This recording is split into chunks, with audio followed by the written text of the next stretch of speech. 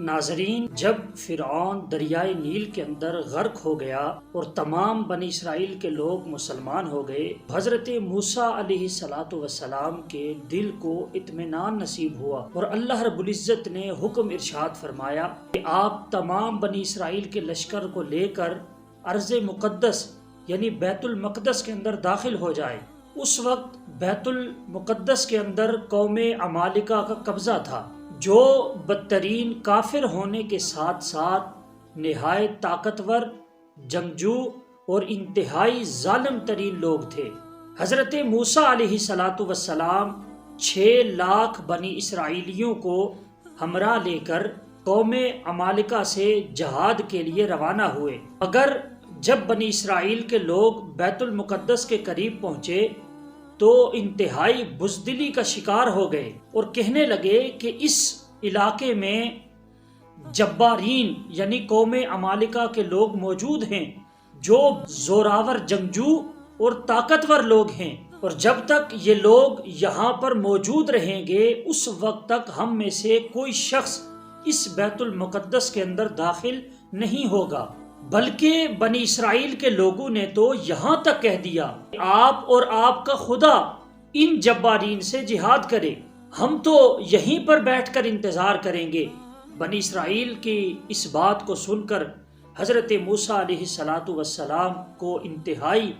رنج اور غم پہنچا، اور آپ نے اللہ رب العزت کی بارگاہ میں یہ عرض پیش کی، جس کو قرآن مجید فرقان حمید میں سورہ مائدہ کے اندر بیان کیا: ربی انی لا املک الا نفسی و اخی فافرق بیننا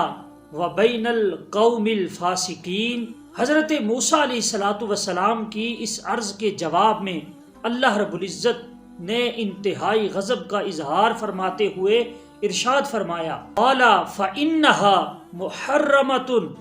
علیہم 40 سنة یتیہون فی الارض فلا تعص علی القوم الفاسقین۔ چنانچہ اس کا نتیجہ یہ نکلا کہ 6 لاکھ بنی اسرائیل کا لشکر